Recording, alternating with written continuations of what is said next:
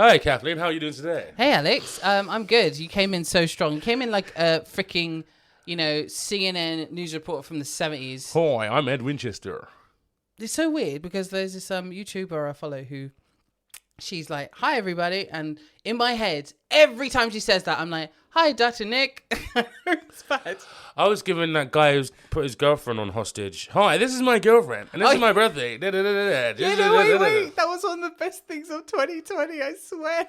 This guy's 4 years old already. Happy Star Wars Day, and this is my girlfriend. And then it just expands, turns into a hostage situation. Yeah. And then you've got like the news report, then you've got the helicopter. And what kills me, you pointed out, family members started getting involved. Yeah, there's the one with the mum and the kids walking, doing the little run from the car, like the SWAT team. The fact that mum was in the SWAT, she was getting involved. But that's the thing. Like, there's things that someone my age who doesn't have kids will like hate in the moment. Like, oh, look at this, she's having fun with her kids. Like, this is for young people. And that's one of the problems with like a lot of YouTube and stuff today. A lot of people are doing the audience is mostly kids. Most people that watch YouTube are kids. Yeah. And wait, you saying most people who watch YouTube are kids? Yeah. I don't agree with that. You might not, but it's a fact. Have you seen the stats? Show me the stats. The stats? Okay, cool. Because all the ad revenue and all the stuff are meant to be kid-friendly. The people who grew up with YouTube are still using YouTube. That's like millennials. Yes. And also now their parents who use YouTube to like find things. And yeah, you've got a younger generation who watch YouTube for like, the guys who usually also stream, also have YouTube. And those are the people on YouTube. There is YouTube for kids, that's true, but I'm gonna say 100% it is not kids who are the highest number. So they're doing it between 18 and 65. So they won't include kids on this one, but it's saying the highest percentage is 25 to 34-year-olds. Yeah. And the next highest is 18 to 24-year-olds. Interesting, yeah. The lowest percentage would be 55 to 64-year-olds. And where both me and you fit are in the 17. So we're second. We're second. Because we've grown up with it. Yeah. But it doesn't include children in here. Yeah. But I'm telling you now, because a lot of my friends put their kids in front of YouTube and just fuck off for a few hours. It's true. Yeah, there's that whole like watch time. That's different. But engagement and whatnot, I think YouTube for kids is really important because there's all these programs that are way more accessible than getting the TV out. How about this one by UK, all right?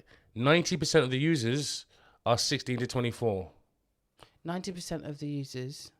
Where 44% of YouTube users... This is AI. Yeah, I was going to say like... 9% of internet users in this...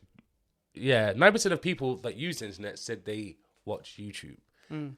That's not 9% of YouTube users. Yeah, true.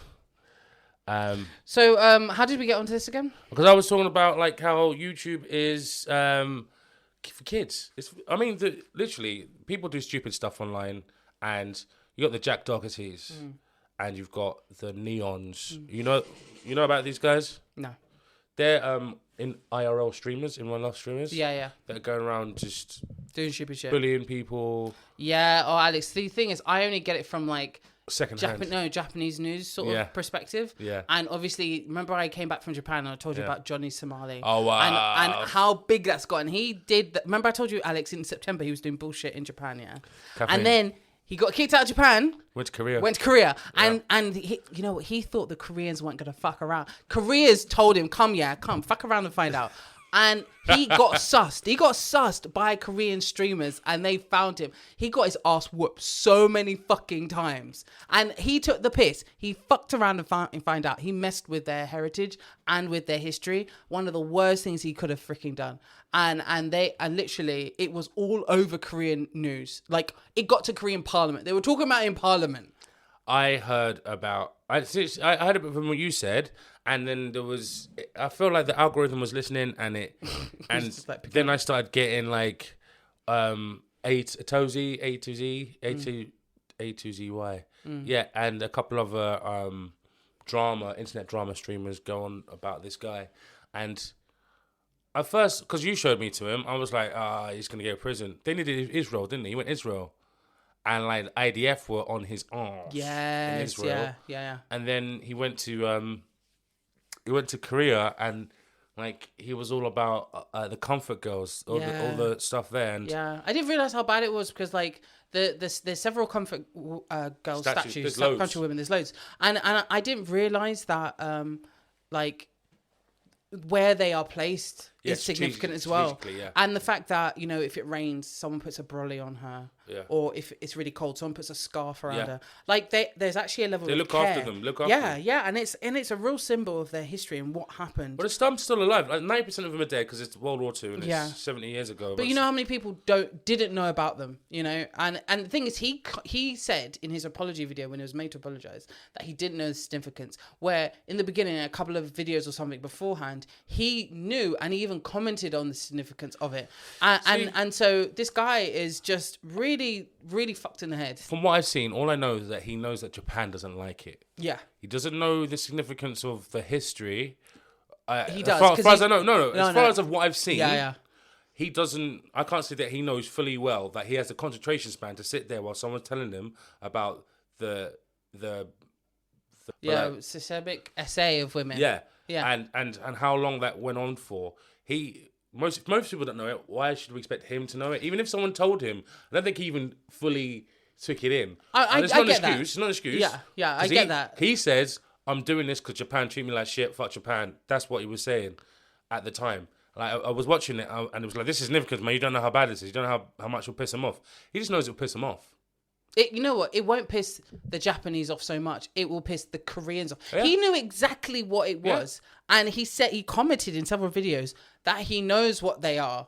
Yeah. And the definitely. fact that he was kissing on them, rubbing himself with oil, he was dancing on them inappropriately. Yeah, the oil thing, the baby, that was weird. He did some really fucked up stuff. And he also was very, like, abusive to different people on public transport. He was playing like some North Korean propaganda music on public transport. He was going to different. I saw that. Yeah, you can go to a convenience like off license. The 7-Eleven thing. That's what he's in prison for in a moment. Yeah. That's what he's in jail for in a moment. For was it stopping a business from progressing or something like that? Because they just add in charge, and they have. I think it's 90-something% conviction rate. Yeah, they got. When you're in, you are in. Yeah, no. But they are lenient at the same time, like. And what kills me is he has a fucking accomplice. He has a guy who usually films him. That guy ducked. Ducked quick. I think he's already in America. He's like peace. Yeah. And another guy who's hanging with is also a Korean, like, calls himself a Korean Nazi. Yeah, no, he's been deported from America. Dickhead. Like, and it's quite. Man got deported. I have to say though, like, with this whole thing, I am worried that someone, because everyone's doing a step over. Like Jack Dougherty was going up to people in the middle of shopping centres and like doing like angry pranks at them, and then in a minute when the guy stops or tries to confront him, he his bodyguard steps in. Yeah. So it's like one of them little dudes. So wait, rewind a sec, because we mentioned John and Somali. We mentioned this, but I wanted to like quickly pick you up on a point, but I'll remember it in a minute. But no. So when he went to Korea, I was like, oh. Can I just say something? Like, let me tell you, the Japanese will fuck you up, okay? Yeah. But they'll also expect you to apologize, and that is more not demeaning, but that's more meaningful when someone's actually made to apologize, to bow, you know, and to actually admit their wrongs. That is way more meaningful. So when he got caught up by the Yakuza, 100%. They made him bow. Actual Yakuza? Yes, actual. Man got Japan? Caught. Yes, in Japan. I didn't see that bit. Mate, there's so many videos of him, and they were filming him, and they made him say a statement in Japanese, and for him to actually apologize. This guy, he got thumped. But in Korea, they've got this like this more hardcore sort of like. Not strength, but they will fuck you up. That Navy SEAL that kept on popping up everywhere. Mate, that guy, he got arrested. His bail got paid. He got put in a nice hotel. Yeah. Like, literally, he's seen as a national hero for standing up for Korea. And I'm like, true. And in my head, I was thinking, if Johnny Somali ever went over to Jamaica, they would never find his body. They would never find his body. They would never find his body. Problem is, he probably would. Now you get thumped at the airport. They wouldn't find his body. He get thumped at the airport. Like, literally this week, there was a walkout in one of the hotels in Jamaica. It It was like huge, and everyone was filming. All the staff, the cleaning staff, the front desk, What happened? They walked out, and it was all to do with like low pay and the way in which they were being treated. Yeah, they get by treated by the company, and they're like, "This is our land. This is our place." Yeah. And you're treating us like trash. Yeah, it's 90% of the beaches in Jamaica are corporate, privately owned. Yeah, and they had enough. They walked out, and it caused a massive stir. And hopefully, it really does like make change. But even if it doesn't, for a moment, it's quite powerful. So yeah, I would actually, I would if I was a legislature of some kind or legislator, I would actually like. I would rewind all that. Yeah, you're not owning the beaches. Can't own the beach, mate. Can't own a beach Can't like own the that. beach. You can't own an island.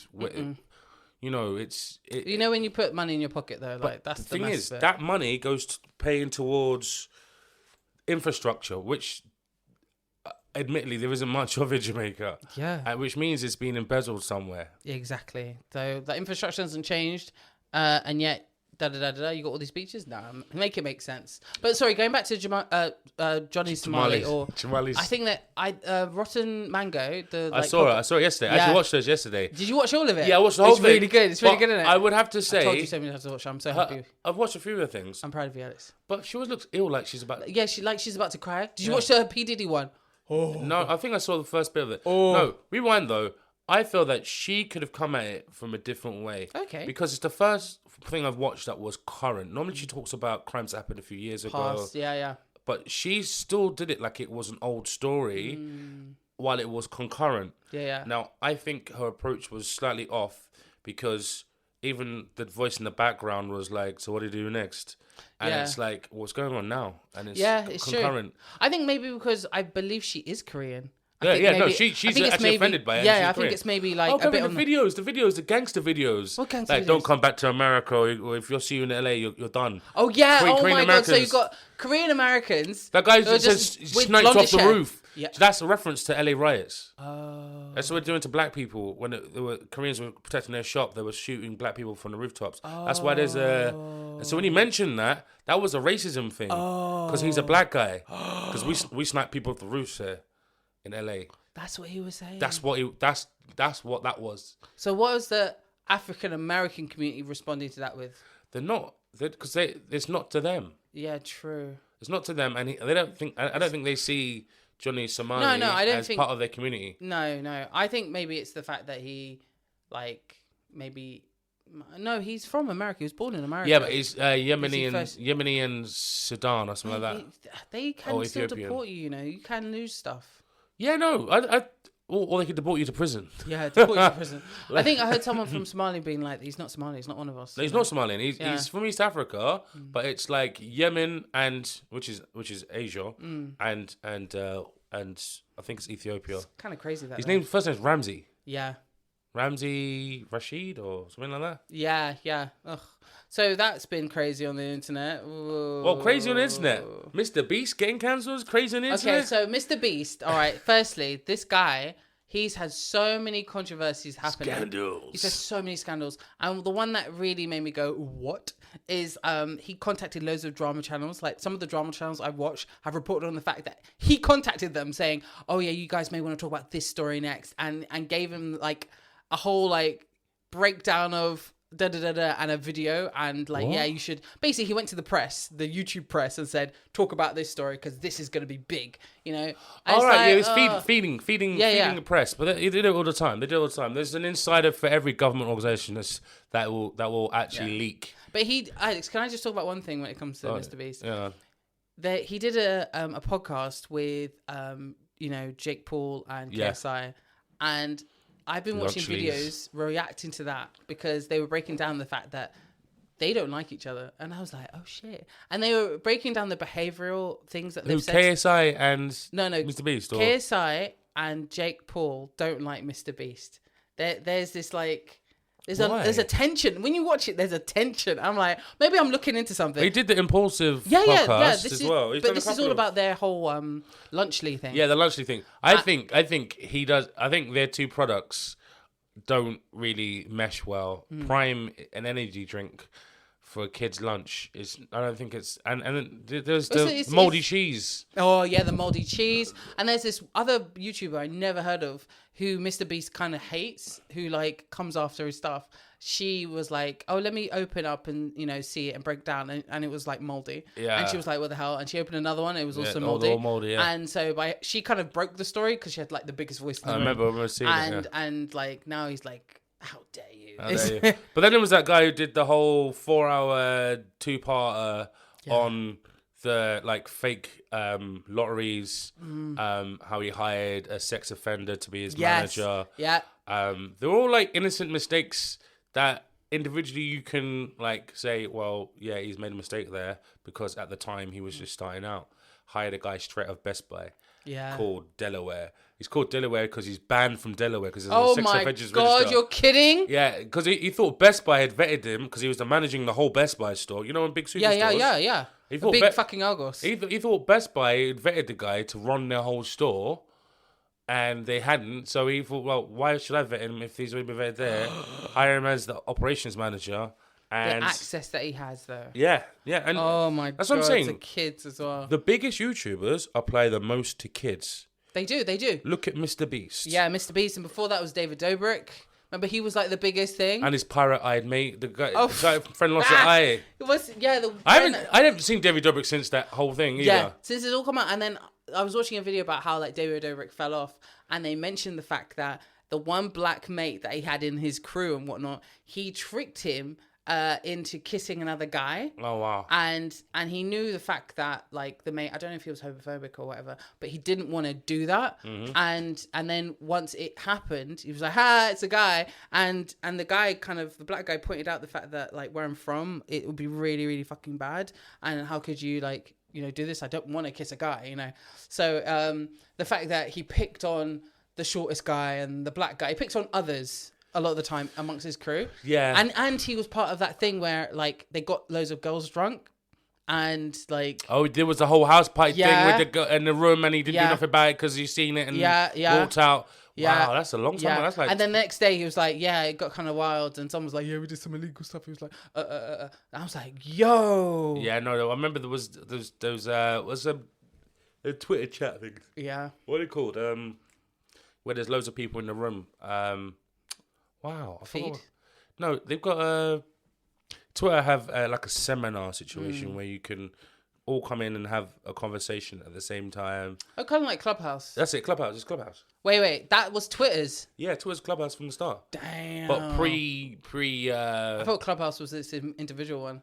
No, I think because Clubhouse was like Clubhouse got really big during lockdown again, and it was a place where loads of hoteps were just there saying women need to go back into the kitchen. I'm not sure if Clubhouse is still owned by Twitter. Or... I don't know. Because it's freeware. Like how... It's a crazy thing. Like, usually we talk about movies and TV shows, but I love a bit of like... YouTube update. drama and stuff. Because I think it affects what we do as well in some ways. Because if we were to expand onto YouTube or try video stuff, we've got to watch out for the pitfalls that... There may be kids. I think we need to be really honest, and say, listen, this is for 18 plus.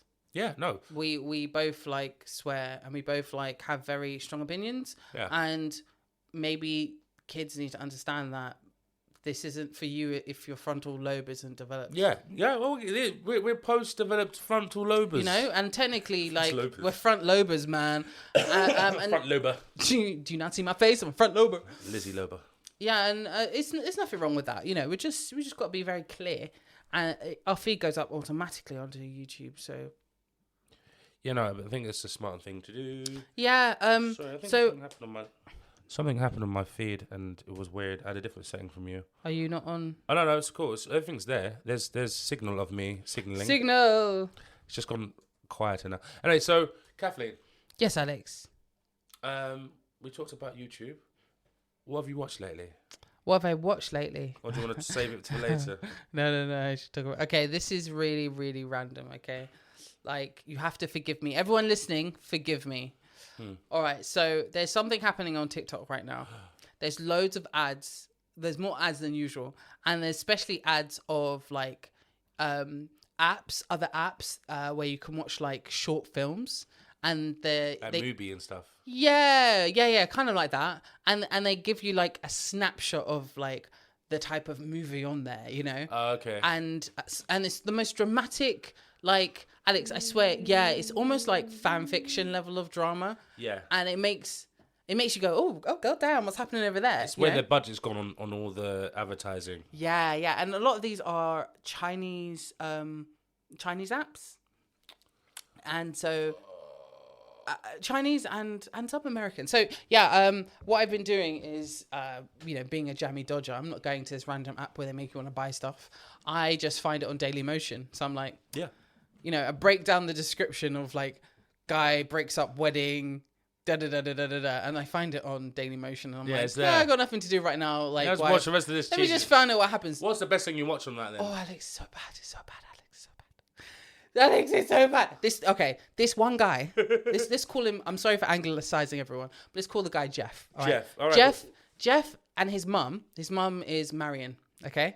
Marion is a super rich woman. She's the head of the company, yeah? Mm-hmm. And she essentially went away and got some a boob job and some face work. Did her own thing, yeah? She got herself did. And she has approved her son, Jeff, marrying this other family. And that girl is Sally, yeah? Mm-hmm. And Sally's from a good family, and it's a merging of two families, right? Yeah.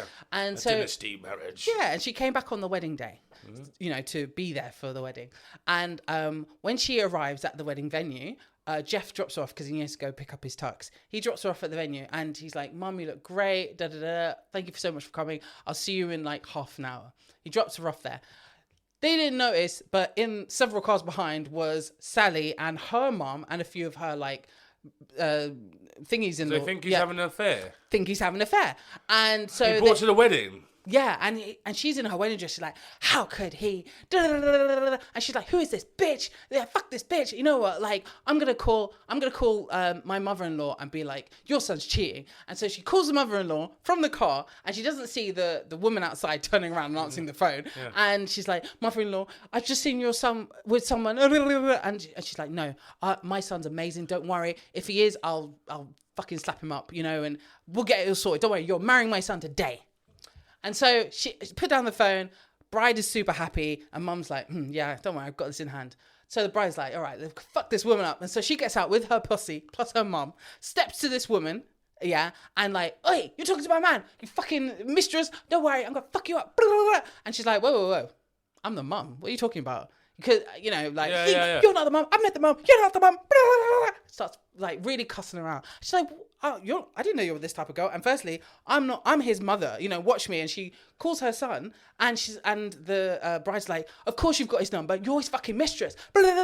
And so they grab up this woman. Yeah. They grab her up and they drag her by her hair into the venue. Yeah. And she's like, don't worry, I will show to my mother-in-law and to my husband that I'm not to be messed with. And I've got the mother-in-law's permission. Don't worry, no mistresses in this marriage. Go. What happened? She fucks her up. Yeah, but did she call her? What?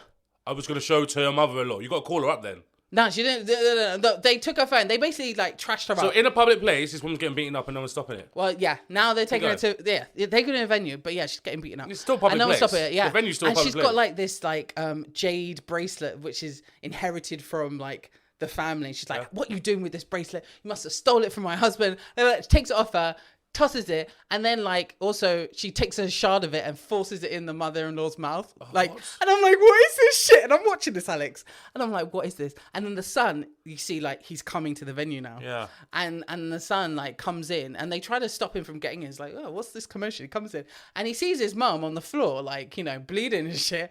And he runs to her like, Mum, what's happened? And the bride's like, Mum, what are you talking about? That's not your mom. He's like, yeah, this is my mom. It's like, oh, well, she also hit me. She threatened me. And so the bride switches it around. Oh, wow.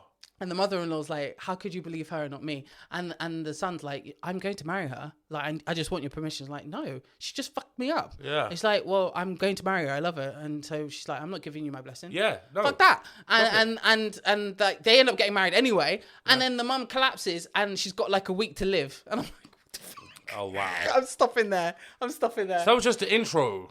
That was the first 3 chapters. 3 chapters? Alex, it's like an hour long. Alex, is so bad.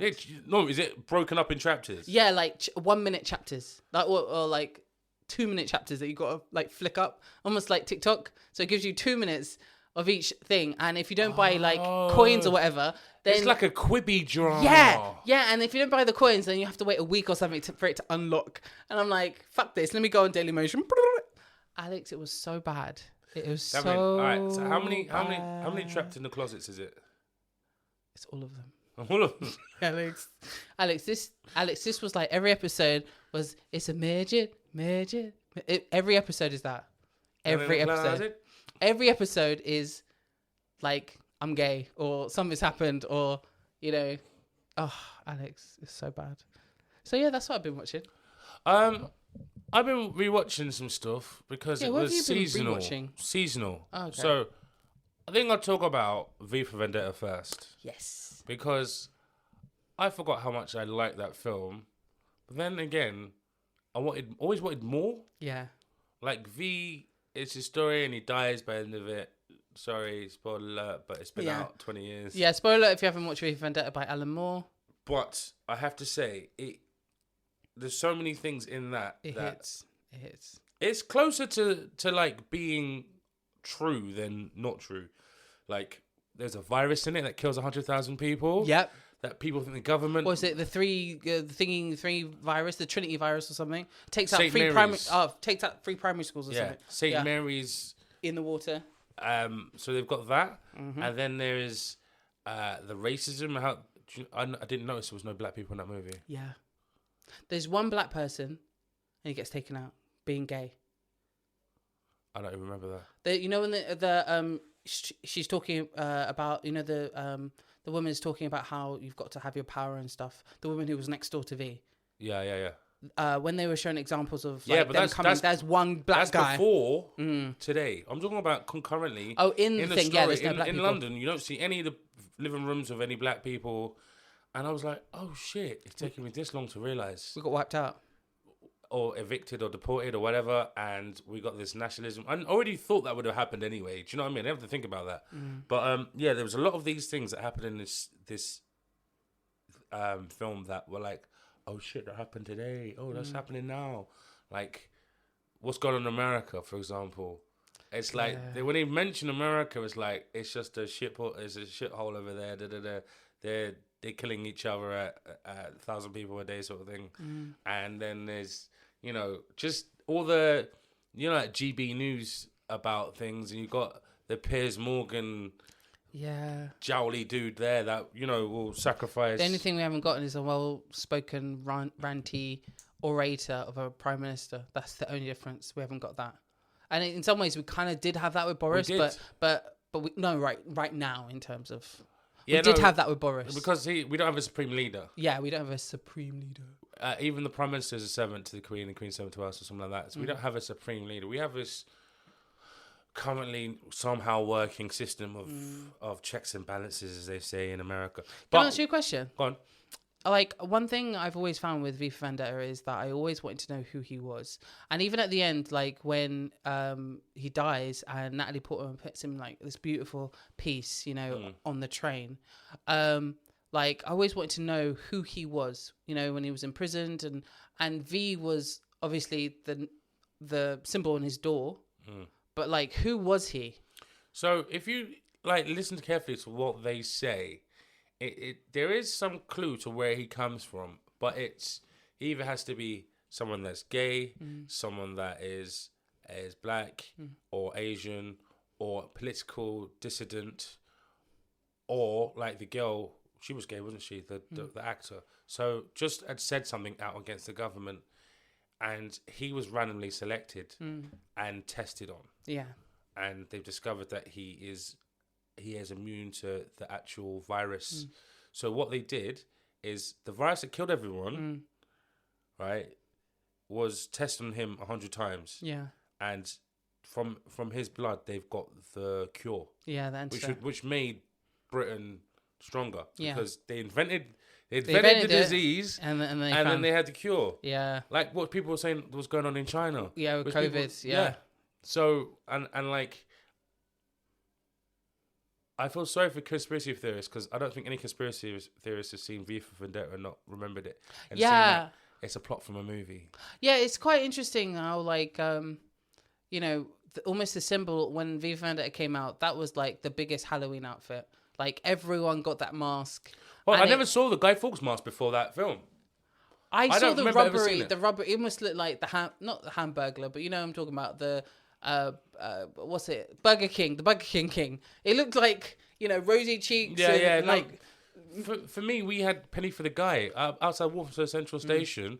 There'd be a guy from school whose dad used to own a flower shop across the road. Yeah, he'd have like pillowcases stuffed with his clothes and like to make arms and stuff, and Penny for the Guy. And so they'd be sitting outside Black Horse Road Station begging for pennies, but like it was like a scheme rather than begging. Oh shit! Yeah. It was more like, does money go somewhere? It's a tradition. Yeah, like kids go out and ask like trick or treat. Yeah, it's our equivalent. There must be a link between kids going out and doing that and kids doing trick or treating, especially at that time of year, isn't because it? I don't think trick or treat is actually an English tradition, but there must be something for the kids doing something in the evening. There must be a link in Old English. But no, finishing that, I just want to say that I wish it was longer. Great movie. The only buts I have are that I feel like time, you don't know how long time passes. Yeah, even though it's a year, it's set within a year. Yeah, but it feels so much longer. It actually is longer than a year. Yeah. No, it's not longer than a year. It's a year, but it feels longer. But only because he starts the whole thing on the TV show is several weeks after. Yeah. Okay. When he raised the TV center, I think that's another problem. Like, when does he announce that he's going to do it on the TV show? On the TV show, okay. But that's weeks afterwards. So he does the fireworks first. The first night she goes out, gets mugged, blows up the the Old Bailey. Old Bailey. Yeah. Then a couple of weeks later, it goes on to... Have you read the graphic novel? No, but I'm not a fan of Alan Moore. Alan Moore, because he hates all the everything that gets created, yeah. Anything that gets created off something he's written, he fucking hates it. I wish he'd actually... But I realised that his form of comic book I hated as a kid. It was hyper-realistic and then... under-realistic at the same time. I think with comic books, they can come in two waves. There's either the comics that are artistic. Yeah. And the story is there, but you're there for the art and the action and what's happening. Or there's a really good story just in picture form. You know, and I feel like Alan Moore's in that world. Like, I never like the art. I think it's very, like, flat, if that makes sense. Yes. And he packs too much into one panel. And it's just, it feels, I would put it in the world of stick figures for me. I would go there for the story, but not for the art. I read V for Vendetta. No, I read The Watchmen. He did that as well. Oh, yeah, Watchmen. Watchmen's brilliant. I've read that. And I've also it's... But I'd seen the film first, but I want to say this. I might have preferred the film more because of the ending. Yeah. Oh my God, yeah. The ending of the film is better than the show, but if you're a purist, you're gonna hate everything I just said. You see what I mean? Yeah. It's true. a couple of with Dune, right? And we're gonna talk about it in a minute. Yeah. But Dune, people were like the original '84 version. Oh, this is awful because it doesn't live up to the text. But there's certain things you can't do. You can't do it, Dune. But it's not a disrespect. It's you just can't do them. Like, you can't voice over every character. You can't, have... There's no... Do you know how many dream sequences there are in there? There's none in the films. There's a few. No, the interpretations... There's a whole, winds. in the future and, from the unborn sister's perspective. But there's no way of showing who has magic visions or not. No. Just happen to do what they can do, sort of thing. Anyway, no, V for Vendetta, it's still up there. I reckon if it was a Wachowski's tier list, it'd be number 2 behind the original Matrix. Okay, yeah, I agree. And you know what's for number 3 for me? I know it's really bad. Jupiter 7. Yeah. Shut up, why is Jupiter standing number 3? I was joking. You know why? Because I really like the costumery in that film. Because they made Sean Bean a dog. I'm talking about the costumery, Alex. A sad, yeah, The stories. Sad dog They made what's saying a wolf. I was like, ugh, dog guy. Ugh, that was terrible. And you had like Eddie Redmayne whisper talking the whole time. Why? No one got me any water. How could you say this to me? Occasionally shouting. Oh my god, that was such a bad film. But anyway, Alex, I've seen the trailer for Redmayne being an assassin, Eddie Redmayne an assassin. Yes. But the problem I have with the character who's doing the voiceover is a policewoman, and it's like another one. How is she meant to know if she's not there? Let me finish what I'm saying. Oh yeah, my bad. It's a trailer hunting down an assassin, about a policewoman hunting down an assassin. Yeah. The problem is, and I feel like maybe it's something to do with some of the casting, but she reminds me of that really bad black policewoman in Luther. The one who's always like, I don't trust you, And it seemed like it's not very charismatic, but I've only seen her for like 2 seconds. When I've seen Eddie Redmayne change costumes, kill people, she's like, I'm going to find him. And I'm going to get, you know what I mean? Oh yeah, I really like that actress because it's a different actress doing it. It's a different actress in the Redmayne thing. Yeah. I'll look it up. Eddie Redmayne as a assassin. Yeah. The Day of the Jackal series. That's it, Day of the Jackal. I watched the first 5 minutes of that and I was bored and I was okay. I'll come back to that. I'll come back to it. But the first 5 minutes was actually really good. It's just, I think I just watched Dune Prophecy and I was like... Oh, you watched it? Yeah, I watched it. Episode 1. Episode 1. We'll talk about that next. Then. Yeah. And I thought the first bit was really good, but I don't think I was in the right space to watch... Was it Day of the Jackal, right? Because it's on Now TV. So I thought, and so obviously it's on Sky and they're putting it everywhere. So yeah, I see. That's it. Lashana Lynch. She's a really good actress. She's a good actress. She is she's the new Bond essentially, because she was in the James Bond, which I hadn't watched, and she was like 00 something. But yeah, she was in Warrior Queen, which was amazing. She was in Bob Marley. She was in Matilda. She played Mrs. Honey. She plays, Captain Marvel. Wait, let me find the cast for Captain Marvel's girlfriend. And yeah, and also, when they, in Doctor Strange, the thingy of madness, Doctor Strange 2. Yeah. She plays Captain Marvel in a different universe. Yeah. She's on the panel with, Professor X, etc. So yeah, she's a really good actress. British, love her. Yeah, I'm gonna disagree with you about she's a really good actress. I think she's got a lot of potential. Yes. I think she's a really good actress. So you need to see her in more stuff. No, at least it's more stuff, but her expression is not very diverse. No, she's not a divert. Yeah. I agree. What did you say? Sorry. I was like, she's not characteristically diverse in her face. But like the problem is, I mean, I'll probably have this problem with any actor that does it, like Jason Statham. They don't go too far outside their bubble. Yeah. They won't put on. They've tried an American accent, didn't work. Tried this, didn't work. Yeah. Feel like while she looks classy, she still feels expressionless. And I had a problem when I seen her that, like she didn't like. All right, if it was gonna be someone chasing them down, they'd make it personal, and it'd be something they'd be going through. There'd be an external experience that's making them like miss a step or propelling them forward. There'd be a drama with the policeman chasing them as well, and hopefully that drama interlinks and then they have a wicked story. Yeah. This looks like just I'm looking for somebody, and I think I need to watch it because I haven't seen the trailer, so I'm judging by cover. So I can't really compete. I think with her, I'm trying not to make this racial. I'm trying my hardest, but I think when it's black women, I can't say for black men because I think there are more black men to compare to, but with black British female actresses, they've got to work a lot harder, but also I think they have a different type of acting which comes from stage. And I think that when you put stage then onto film, I think it takes some teething to change the way in which you're acting to make it better for the... if you're a classically trained actor and you have a more considered... But you should still be able to do Caliban. I agree. Still be able to play... I agree. But I think maybe it's me, but I think we hold black British black actors to a higher standard in a way. We expect for them to get there, they're the best of the best of the best. Firstly, pound for pound, they're better. Pound for pound, they're better.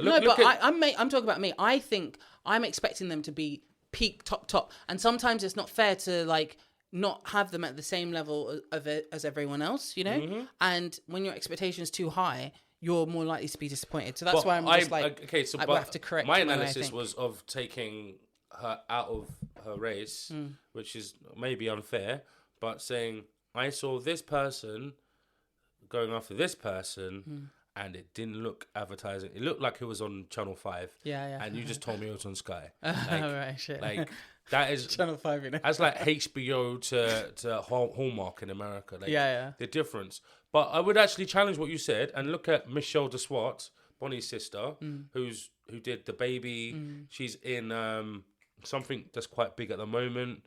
She's doing a lot... Spent. She's in Spent. And she started off as a comedian, and the time I've spent with her talking to her, she's quite nervous, because of her past adoption and stuff. I think she's adopted, but she's Bonnie's adopted sister, and although The Baby wasn't the most makes sense TV show, she was more rounded. You could see more of a character. Whether you didn't like her character or you liked it, there was more to show and say, "Oh, I can go on this journey with this person." Yeah. Do you know what I mean? Rather than I don't want to be left in a room alone with this person. Yeah, I think that's fair. You know, but like you said, we got to watch it and actually, get a good analysis. YouTube adverts. We've basically just been talking about things that come on YouTube. That's true. And I find that, Alex, like if you don't point out British shows to me, I tend to not watch them because I feel like the same content is coming out, even though it's adapted and it's different. I've not got my eye on BBC or ITV or Channel 4 because, to be honest, I feel it's the same tosh all the fucking time. I would say the other day I haven't looked at it, but I was at my friend's house and we watched. We looked at BBC iPlayer because my team Tottenham beat Manchester City 4-0 in Manchester on Saturday, and we watched Match of the Day the next day. Like to watch extended highlights and get analysis. It's always disappointment. But while I was there, BBC iPlayer, I was looking at it and I was like, oh my God, Wolf Hall, that's a really good show, doing well in America. There was a guy I was going to live with who's going to be in the show. I was like, oh man, great. I was going to text him, great acting. There are good things on there. There are, and I just think, what? No, I was going to say, but they're behind EastEnders. Yeah, they're behind like bullshit, and you have to dig through that. I wanted to say one other thing about like, it's not about race, but it's also about race. One of the biggest controversies that came out in the last week was the trailer for the live action of How to Train Your Dragon. Okay, yes. And the cast and who they've picked for the cast. So this chick, this random bitch over there decides to do a TikTok, and she's like, I don't care what anyone thinks. Astrid is meant to have blonde hair and blue eyes. It's a historical fact. That's what Vikings look like. You're taking away from blonde representation and white. And she goes off on one. Let me tell you, Alex. Genetically, Alex, blonde hair has nothing to do with blue eyes. Thank you, Alex. Every single geneticist. Everyone came in. Alex, geneticists, biologists, fucking every movie reviewers, a priest. Everyone came in and they were like, listen, the actress, okay, she's the daughter of Thandie Newton. Thandie Newton? Thandie Newton. The daughter. She plays the daughter in The Last of Us, the one who gets killed. You know the first... Last of Us? Yeah, you know Last of Us? Yeah. His daughter who gets killed in the beginning. Oh, that's Thandie Newton's kid. That's Thandie Newton's kid. Oh, man, that's heartbreaking. Yeah. Oh, sorry, I didn't mean to break your heart. No. Yeah, it was really sad. I must admit, when I had to play through that. I'm sorry. I had to play through it and watch it knowing it's going to happen. Alex, it's so sad. I had to watch it knowing it's going to happen, but I don't think you see it. I've still got it. I've still got the game right there in Saran Wrap. Not Saran Wrap. I bought it from CEX. I've got it there. I haven't played it yet. I'm just like, I'm not emotionally ready. But anyway, this actress, what is her name? Kathleen. Yes. This that's a list of things you got to watch or do because like you still haven't seen John Wick. No, because of the dog. Alex, like I have seen up to the dog. Oh, that. You watch horror movies. That fucked me up, Alex. That fucked Kathleen, me up. Kathleen. Alex, I was crying. I was crying. Kathleen, I'm gonna say at least 5 or 6 times he wastes too many bullets on people. He wastes too many bullets. Where like this guy didn't need that many bullets. He was already dead. He was already dead. And it seems personal. Like he'll hold this guy down, shoot a guy coming through the door, then shoot the guy on the floor. He was holding down. I don't know how everyone. I don't know how everyone got over it. I don't know how people got through that film. Because I'd be like, I mean, unless the guy wasn't gonna fuck people up for the next hour and a half, you know how many then times it was gonna be a bad film. But you can't kill a dog in Hollywood. You can't kill a dog in Hollywood. You cannot kill a dog in Hollywood. Whatever happens, you can't kill a dog or a baby under 5. Right? I don't know why. Like, or a child under 10. You can't kill him. Like, well, we did see the death of a child in Dune Prophecy. Spoiler alert. Did we? We don't actually see it. But going back to How We Train Our Dragon. How to Train Your Dragon. Nico Parker, that's her name. Nico Parker. Wow, she plays Astrid. So Astrid is a classic Viking-looking, blonde-haired, blue-eyed girl, right? And her mother, Thandui Newton, is mixed race. Thandui, I forgot her. She changed her name back to Thandui. So, no, that's actually her name, and then she's just been going at Thandui, like. Yeah, Thandui. But Thandui Newton married. Well, I don't know if she married, but her partner, Ollie Parker, is a white guy. So this girl, Nico Parker, is 3/4 white. Yeah, and this one person who was whinging about the fact that they decided to pick a black. They're calling her a black girl to play. In America, not white means black. It's just no, Alex. I know what that means. Like, I know the whole 1 drop rule and all that stuff. I'm just trying to point out the fact that I didn't even think of that. It's real bullshit. It's bullshit because even the director came out and said that I picked based on the actress, and how much he felt to the original character. And what even makes it even better is that director, who is the director of this film, he was the co-director of the actual animation. So he's even closer to the property because he helped, put it all together. It's set in a different world. Different world with dragons. And this woman was like, it's not historically accurate. It's like Gavin, in Game of Thrones, when someone goes, "Oh, they didn't fight like that in medieval times," it's a different world. If George R. R. Martin decides that all of a sudden there's remote controls on TVs, but there's no electricity, that's the writer's choice. Yes, it doesn't make any sense, but making a YouTube video on it, making a whole TikTok anything on it, it's like you've gone out of your way. But the problem is, the fact me and you were talking about it means that they got what they achieved. Yes. Like the Johnny Somalis out there. Yes. All my whole YouTube feed for like the last week was just, this is what he did. Look what he did. Oh, I can't believe he did that. Yeah. And I think that's the algorithm at the moment. Engagement, negative engagement. Negative. That's so true. That is so true because, like, I've not really hopped off the Johnny Somali train, since I found out about him. I still get loads of YouTube recommendations of people talking about him. And I'm like, oh. But yeah, same thing with this. It is very much like a reactive, they've done this and they must be like this. It's difficult, isn't it? What's the most reactive you've ever been? Like, and then you regret it later, like you jumped to a bandwagon or you responded. Or do you think you're more... What I do is probably like a modern way of writing in my diary, and then never releasing it. Yeah. So I make a whole video, like, talking into the camera. I edit it. I do everything. I put captions on it, and then I never release it because for me that was letting it out. Yeah. And then I'm able to look at it objectively and be like, oh wait, it's actually maybe this or maybe that, and then I like calm down a bit. I was thinking about. What about you? What's the most reactive? I have a rule. That if I still care about it 72 hours later, okay, I will say something. That's lit. It should be 48, but like sometimes I'm asleep for most of that time. So 72 hours later. Yeah, 3 days time, I'm still angry about what someone said or someone did.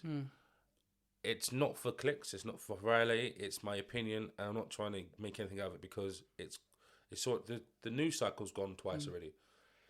Anything that connected to it, unless it's still a drama and it's still really bad, I won't contribute to the mass noise of people trying to, be heard in a space where we're just coming up with things we're thinking of right now, and we don't know the news, and that's the best way of me getting sued. Like if I come out and say, I don't agree with what this guy said, I don't like what he did, and I think it's disgusting. I could be held liable for being totally wrong when it wasn't him the whole time. And I've accused people to their face, oh, I saw what you did, I saw what you did. I didn't see it. I'm fallible. I didn't see it.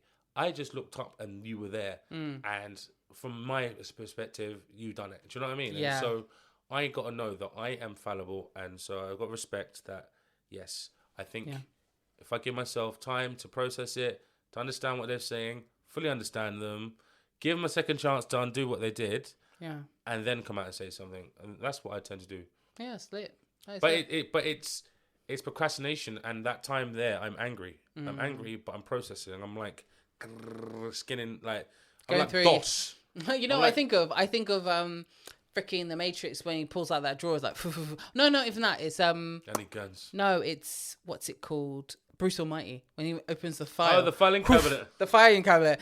But yeah, actually, even it's the same sort of white space, isn't it? So it would also be Matrix with the guns. Guns, any guns.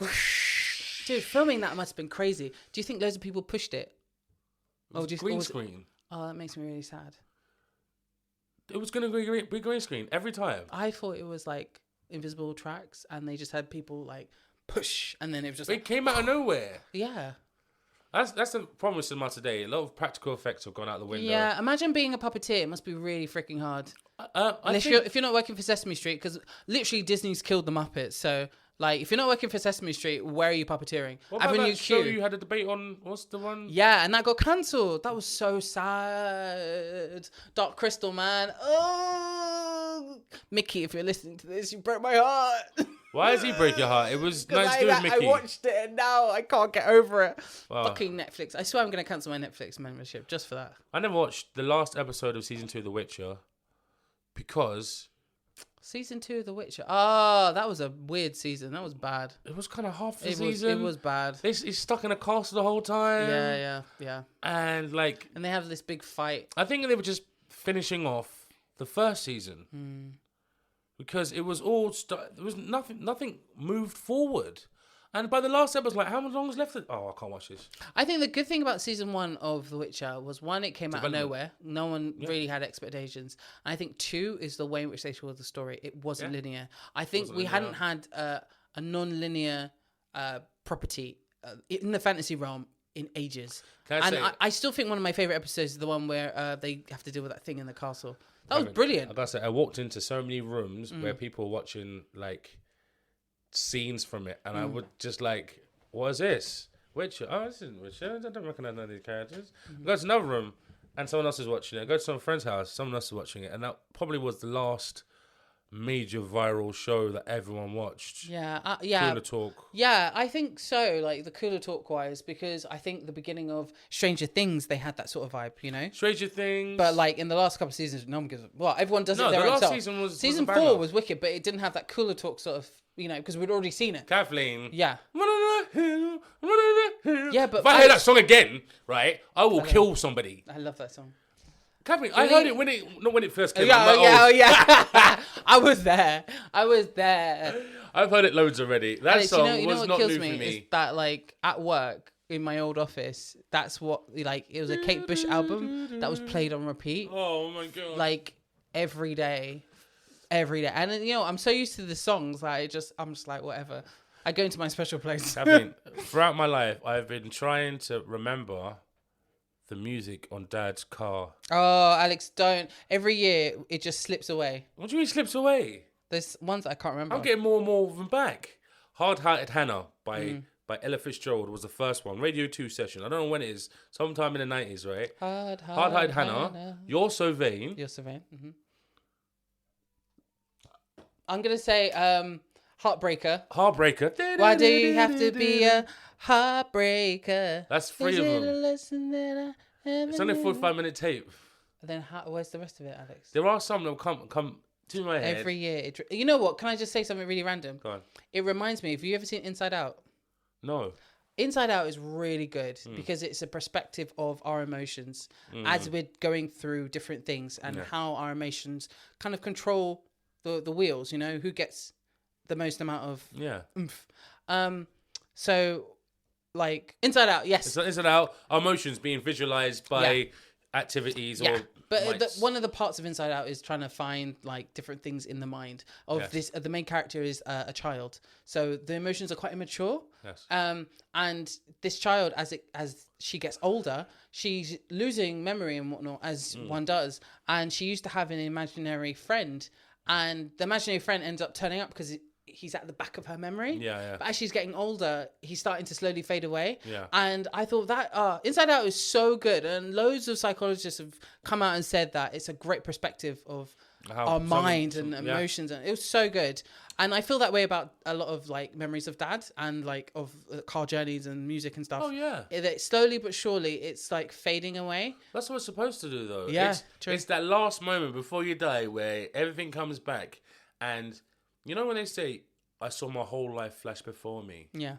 It's the chemicals like DMT or something in your brain that is like healing you as you're passing. It's like your brain giving you one last gift by replaying back all your memories. That's a real like Lucy sort of thing, you know. Yeah, do you know what I mean? But that's why some people go, "Oh, mom," or whatever. They go, Alex, don't. Their mind goes Rosebuds. back to the better times. Shit. So it's like all the good things just open up. It's a natural thing that happens. And if you find yourself reminiscing like that, be careful. There's not like an ashtray coming down the street.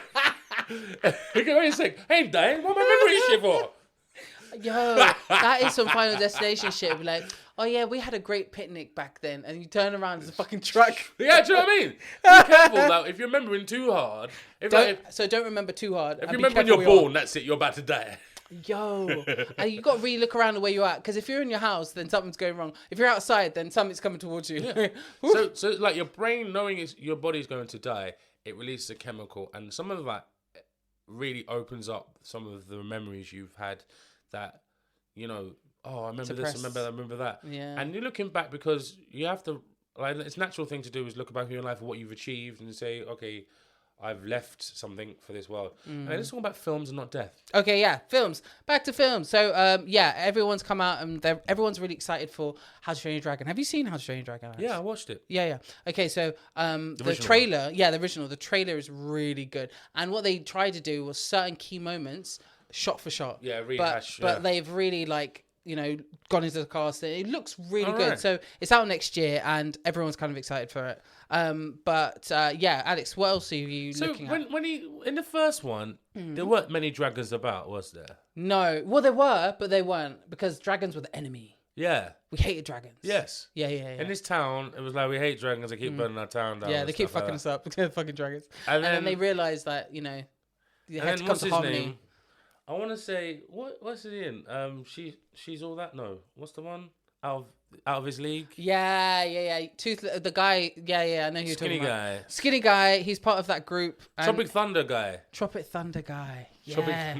Man, I wish I was in that movie, because then I could say I was there when they did this. I was there. I was there. I mean, like, you see how Charlie Sheen was on the set of Into Darkness or Apocalypse Now? Was he? Yeah, that's what he grew up on. His dad's in the movie. Oh, snap. And so he was sort there of like, as a kid? Yeah, in the Philippines while they're shooting this with loads of drugs, lots of weed. The Charlie Sheen you know today was formed on the set of that is where Apocalypse Now. He was molded. Yeah. No wonder. His name is Jay Baruchel. Baruchel. That's the original guy who voiced the main dude from How to Train Your Dragon. I've never said that name before. Me neither. I feel like I've said it wrong. So the main guy's name's Hiccup. That's it. Hiccup Horrendous Haddock the Third. Oh, that's so cute. He's older than me. Wow, Jay Baruchel. Yeah, and I forgot Jared Butler was his dad. Alex, can I just say, I forgot about that. every film of How to Train Your Dragon, and I've seen 3, I've cried. Every single one I've cried. Actually, no, the third one I didn't. I've only seen 1 and 2. What am I talking about? Both films, I've cried. I've seen 1 and 2. I've cried. The thing is, I saw the first 2, and then I saw they did a TV show.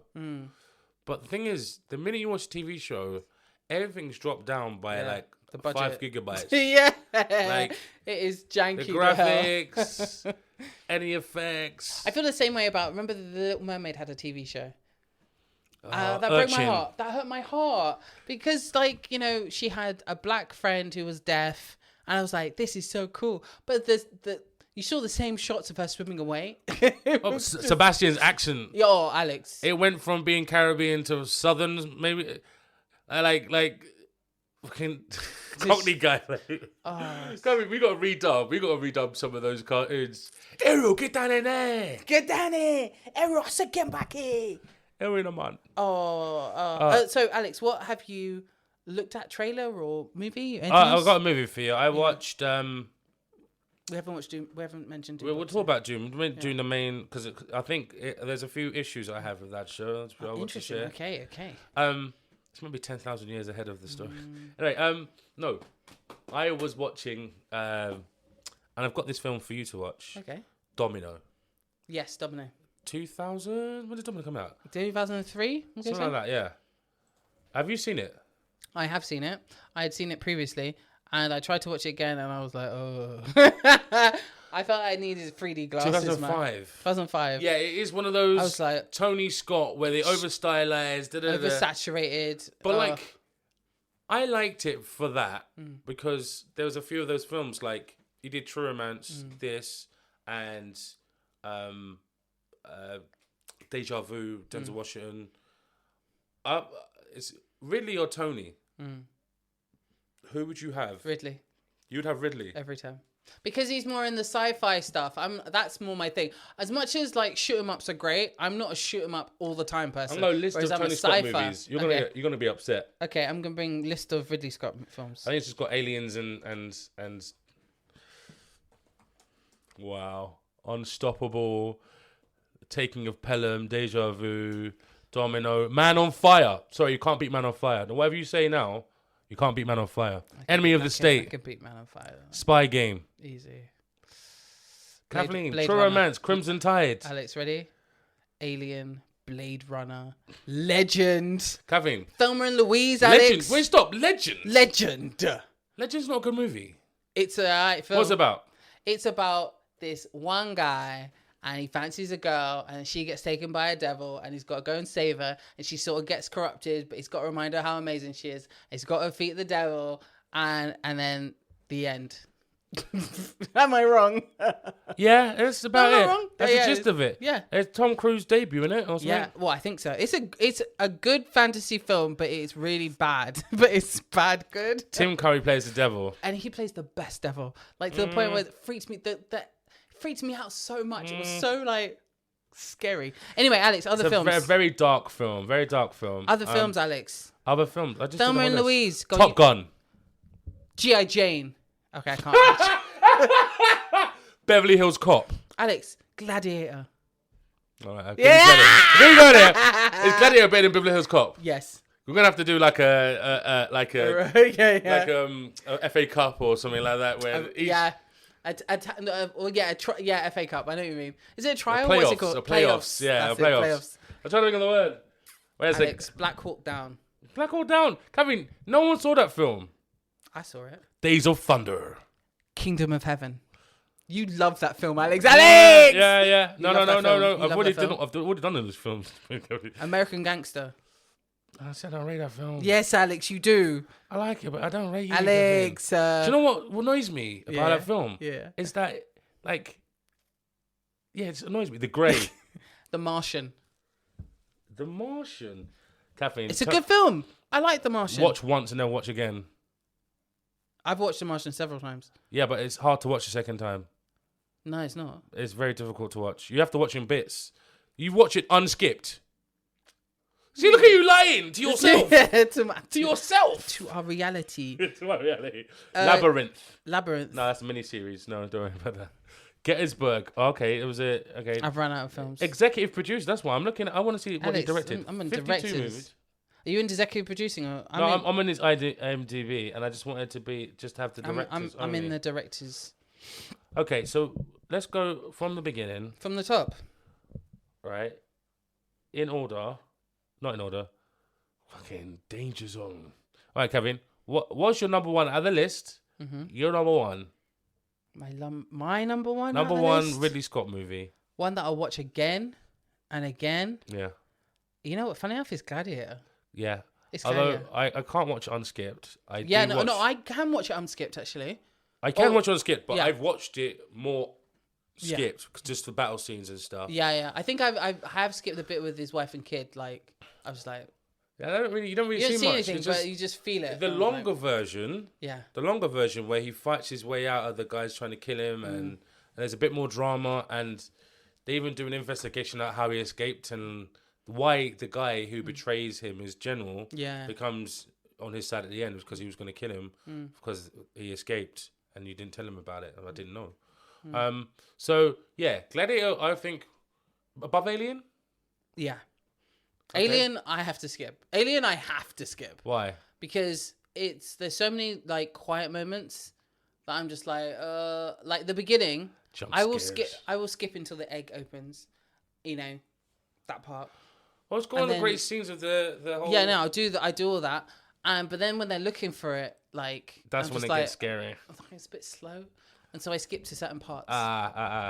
So he did Beverly Hills Cop 2, but not 1. I think I like Beverly Hills Cop 2, mate. The top 2, they're both really good, but 2 is more family friendly, I'd say. 1, his friend dies at the beginning, and he's gonna go avenge his friend's death. His friend, ironically, is the guy in Django. The slave guy is on the horses at the beginning of Django. Shit. That's the same guy who gets killed as his friend.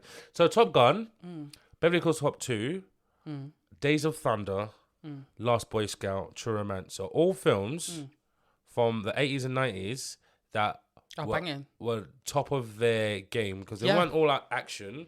They could pick a subject like NASCAR and make a thrilling movie out of it. You know, I give him that. I mean, so why isn't... What else? Your top 5. Give me top 5. Okay, my top 5. Alien. Okay, so... Alien's out. All right, so my top 5 are Gladiator. Alien. Ooh. I'm going to say, funny enough, Prometheus. We talked about it last time, didn't we? About how much you didn't like it. No, Covenant I didn't like. Aliens Covenant I didn't like. Prometheus was alright. Was Except for the guy get lost in his own match. Yeah. And with the guy that's the most scared, that ain't going down there. I'm like, okay, don't go down there then. So why'd you go down there then? Oh, just fucking love it. Had all the tropes. And Black Hawk Down, that's number 4. Black Hawk Down. I actually really like that film. I've only seen that in bits.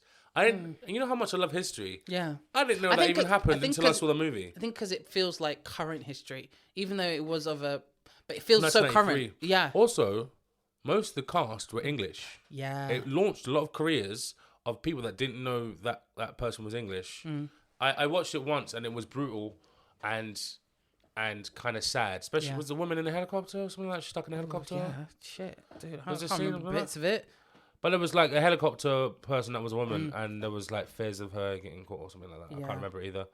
And my last one I've thought about is gonna be Blade Runner, and which you have never seen. I have seen parts.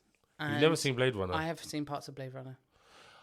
When Dad tried to make us watch that film, it was the hardest. It was the hardest thing in the universe. There was no context. No, not at all. I didn't get it. I was like, what the fuck is going on? Obviously, as a child, it was more like, what's going on? There's no why are these buildings? Why is it always nighttime? Like, have some daytime in it. Make it make sense. Why was it? It's a noir, futurist noir, but we've never seen noir. Yeah. Like, what? We've never. It's a neo-noir, but it's really for sci-fi nerds and adults who, are into that in the 70s, 80s. It doesn't make sense for kids. Bro, when Mum gave birth to us, you did not download your memories to us. We don't have... What is that type of memory called? It's like idyllic memory? No. It's genetic memory. Just genetic memory. But normally it's for instincts. I was going to say like rats. Fear and stuff. Like, yeah. Rats and mice. And smells and stuff. There's some smells that will make you go, ugh. Or make someone go, ah. Yeah. My top 5. Hit me with your top 5. Not in any order. Deja Vu. Man on Fire. 2 Denzel films. True Romance. Okay.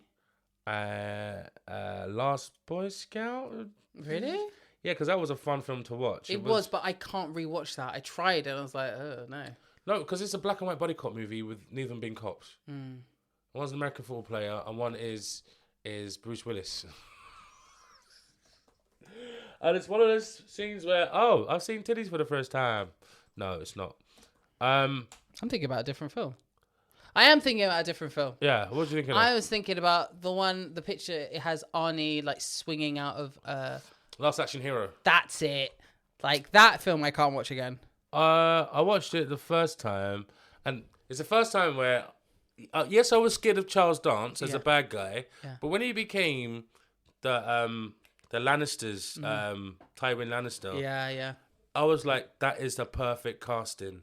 The bad guy from Ali G. Yes, 100%. Because I remember what happened to him in Jamaica, and he was basically in some like thong high up garter and just like shaking his batty. Going back to batty. Did he twerk? He twerked. I think he twerked. Oh, and I love it. You know, you've got such a Shakespearean theatrical actor, like just being funny. Like, well done. Catherine, I tell you what, The Dictator I saw the other day, and that film secretly is a lot funnier than because of the things, right? Yeah, half the people he killed were like in New York, just living their lives. He just set them free.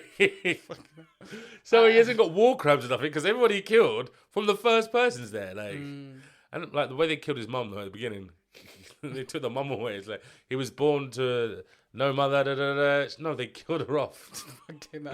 I know, but like it's when you can laugh at death. Anyway, so I've got two more choices, and it's either I don't like Top Gun. I think everyone else loves Top Gun. I don't like Top Gun. You know what? I did watch Top Gun Maverick to like, you know, a point where they were planning stuff and they were trying to do that epic over the mountain down. Yeah. And I was just like, this is a really good idea. Yes. But as soon as he like suddenly has a love interest, I'm like, oh, I'm out. It feels like they're doing the classic spooning in a woman for like, you know, to make him more human, for him to have a purpose. So it's not just about America. It's about like being a man. I was like, oh, shut the front door. This is the problem with this movie. The women would have aged out of the role. Big time. But he had Jennifer Connelly, and she's of age. What was she doing at the time? She's been a kid in Labyrinth. Yeah. Jennifer Connelly. Connelly? She would have been. She was a kid in Labyrinth at the time. Yeah, she was. I'm telling you, right? Meg Ryan was his mate's missus. 53. Who is? Jennifer Connelly. She's like the same as Tom Cruise. Tom Cruise in his 60s, 70s. No, he's in his 60s. 62. Alex, come on. That's much better than Tom Cruise and a freaking 25-year-old. I wasn't judging that. No, I'm just saying. I'm saying to the universe, anyone listening. No, because in when he was doing this film, the first one, Top Gear, it was when he was in his 20s. Yeah, well. And when she was doing Labyrinth, she was like 8, 9, 10, 11, 12. I don't know. It wasn't him in Labyrinth. It was She's in Labyrinth. Oh, she. I thought you were talking about Tom. Jennifer Connelly's in Labyrinth while he's doing Top Gun. Oh, you're saying at the same time. At the same time, their careers are doing. Right. So he was in his 20s. She was like 16. Teenager, yeah. Yeah. So like, it's the classic. Once your frontal lobe is developed and you're old enough, it's all right. We've had this discussion in the last one about age. I don't care about age as long as the person is of sound mind. But the woman in Top Gear, Kelly McGillis. Please no, I don't fully agree with that. But obviously, we've already spoken about. That's what I'm saying. It's not. No, I said my policies. I don't care about. No, I'm just saying because like my silence was loud, so I'm just like, just in case anyone noticing, I don't necessarily agree with that. Okay, so age difference. Yes, I get some people are like a bit more stupid and less world knowledgeable. Their knowledge is poof. But I'm not sure if that has anything to do with whether someone else loves another person. I'm not sure if that's if they could mutually benefit off each other, then it's nothing to do with me. Honestly, it's just I agree with you if it's someone being manipulated, controlled. That's the only thing. Yeah, cool. Back to Tony Scott. Just finished. Tony. Yeah, you Tony said really, you like Top Gun because it's not really. I don't like Top Gun, but I think it's one of his best films because of what it did for its time. Got loads of guys into the military. Same thing with Days of Thunder. So for me to recount True Romance, Last Boy Scout, Deja Vu, Domino, and Man on Fire. That's 5. I was gonna go for 6 there. Damn. You going for 6? No, I think I counted 6 originally. But no, I feel like, yes, he's the quieter brother with less of a budget, but he actually did some really instrumental films. Yeah, and I think that's the best thing about two siblings being in the same industry. I think being able to have their own mark on it, and also like make a difference and have their own creative license without being roped in together. That's why, like, as much as the Wachowskis are like good at what they do, I would prefer if like they weren't so attached to each other. Yeah, they weren't trying to be psychic with each other, knowing each other once. But I feel the same way about the what they called the brothers who did what's it called? Coen brothers? No, not the Coens. The Coens I freaking love, but same thing. Can you separate a bit?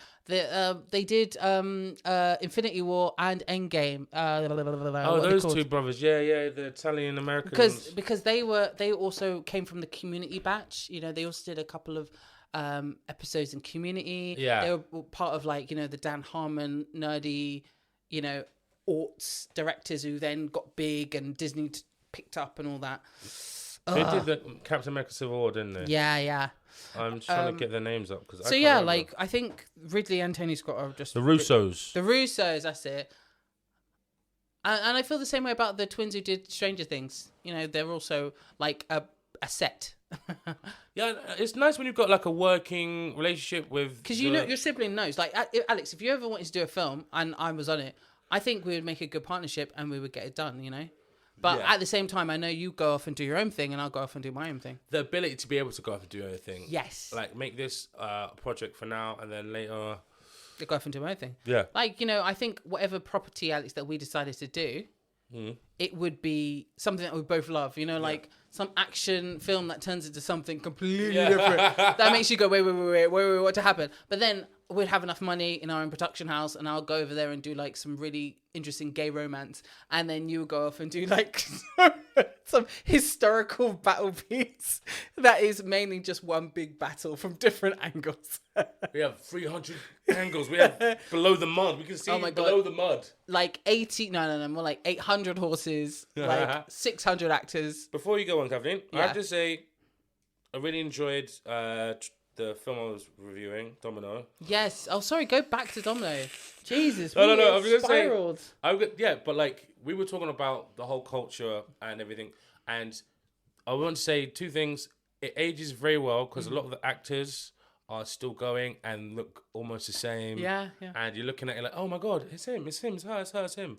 And it was nice to see that, some actors before they're famous, some actors as they're going out, some before they're gone crazy, like Monique. Yeah. She's a big part in this film, but like, yes, I feel like you can see a little bit of this crazy Monique that's there now. Like, she's trying to, but that's the character she's playing.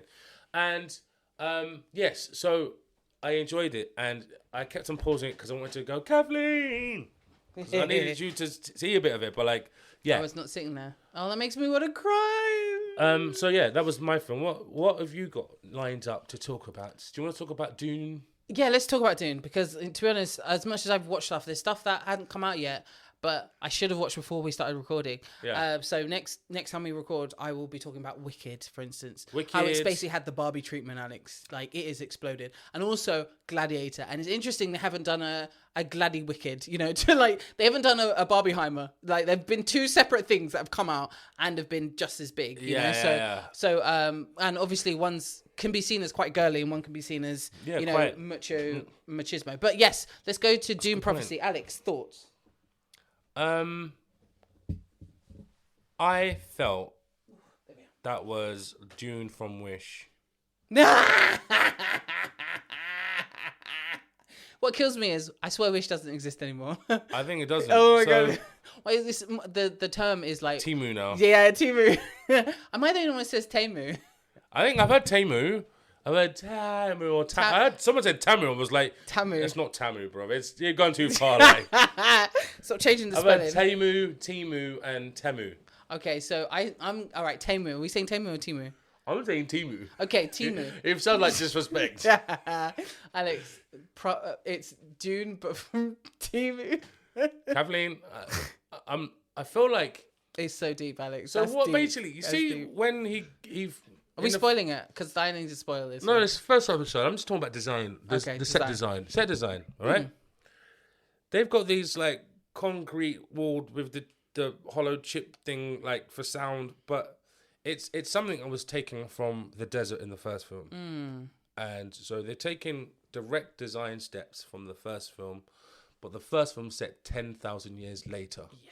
So I can't see, and that took a progression of human existence 10,000 in years. 10,000 years. Alex, I would get it if it was in a couple of 100 years later, or Yeah, 100 years before. Yeah. We wouldn't moved on that much. But 10,000 years, you're telling me everything looks the same. Everything's the same. Bruv. The technology's the same. Bruv. Economics, history. Ships, everything. I expect some aging to have gone on. Everything is the same. Yeah. Hello. And firstly, why did they do this? I think who called for this? I think it needed a story. I think it could have been nice to have done this. What I've understand through watching all the other things like heavy spoilers and like Brian Irvy, right? Is that his name? Either way, like looking at different people who break down TV shows and stuff.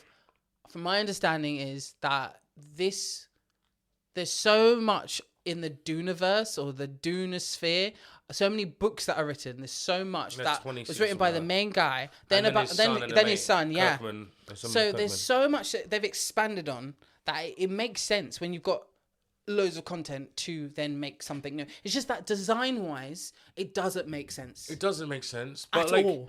But when they're trying to draw a direct path from human history to today, to the today in the story.